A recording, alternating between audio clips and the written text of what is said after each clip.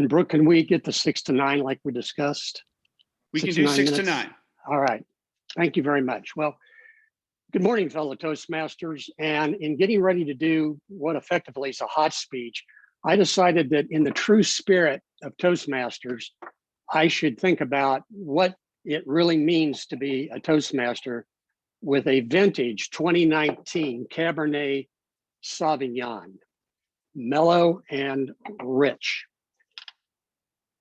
Let's talk about what I've been throwing away.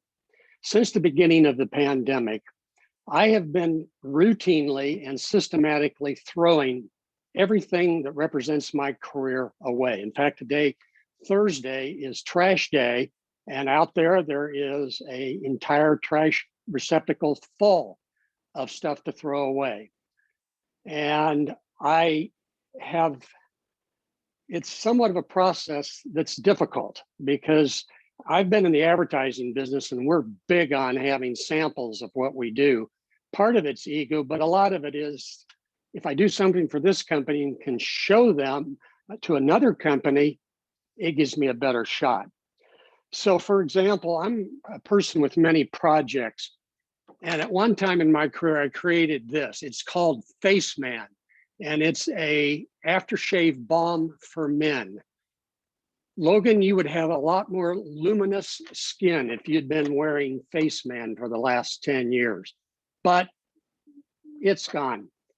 I've gotten rid of that, boxes of it, very difficult to do.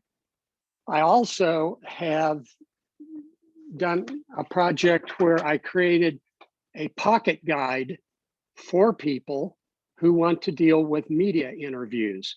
Well, today people want digital versions. They want PDFs. They don't care about a printed pocket version. So say goodbye to a couple of thousand of those. I've done hundreds of projects for companies, large and small, both here in the Colorado, but all over the United States and in Europe.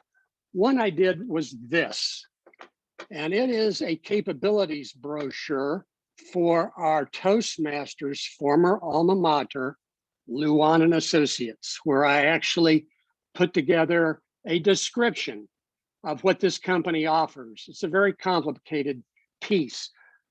I saved a copy for you, Brooke, if you'd like one, but if not, we can throw that away too. To make it easier to understand what I'm dealing with, a few weeks ago, I took a couple of boxes outside by the trash, Williams printing on them. They were pretty heavy. And then I came back inside my house and I kind of thought and walked around and stewed and got nervous. And then I finally said, I can't throw those away. I went back out and got the boxes and brought them back into the house. Let me take you back to February the 28th, 1986. That was the day before I started my company. And although I don't consider myself truly an alcoholic, I was definitely self-medicating. So I said to myself, you're going to do this right, Green. You're going to focus. You're going to work your butt off. You are going to eliminate any distractions. So I stopped drinking on that night. I had a Cabernet Sauvignon, finished off a bottle, and that was it. About 3 months later, in June of '86, my brother-in-law gave me a call on the phone and he said, Brent, I think your sister's hit the wall. She's now drinking tequila for breakfast. We need to do something. So we decided that we needed to do an intervention. And we convinced my sister to come to Colorado and go to a treatment facility called the ARC outside of Colorado Springs. And part of that journey was a family therapy component. And so I sat through family therapy sessions with my sister. She quickly understood the danger she was in, and that was it. She stopped drinking and didn't touch anything for 30 years. It reinforced my decision that this might be a good thing for me to do too. That I needed to, there were members of the family that were already known alcoholics. It's in the DNA. So it reinforced my decision to continue and not drink anymore. About 4 years later, I had a very hip, outstanding graphic designer, and we were sitting around talking about recovery. since some of our friends were going through recovery. And you said everything that you can find that deals with alcoholism is maudlin, old-fashioned, kind of stodgy. So could we do something better? And what I did was come up with an idea that we could create greeting cards for people in recovery. This is a set of 8. For example, the one that says 1 on it is step 1 in the recovery program. I wrote, in the admission of powerlessness, we shall find enduring strength. Step 1. So there were cards from the first 4 steps, but there were others to encourage people to keep going, such as this one, together we make it one day at a time.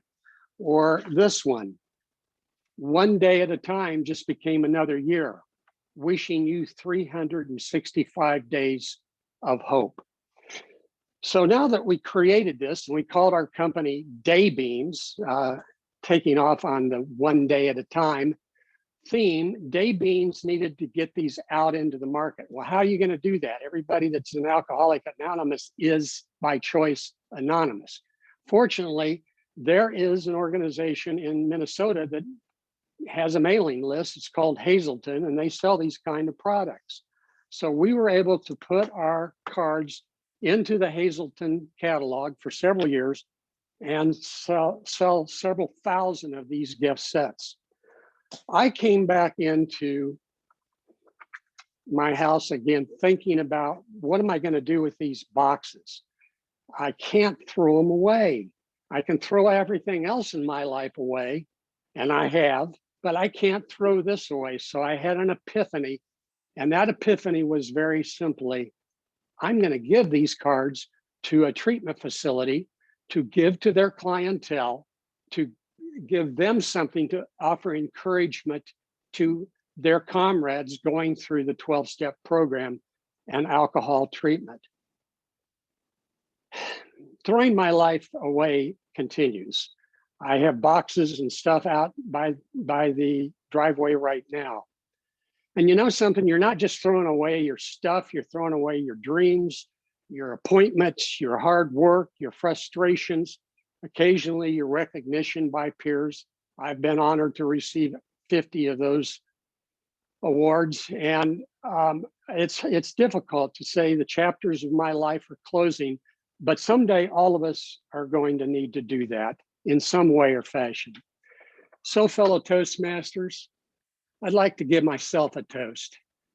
I'm giving myself a toast for 35 years alcohol-free.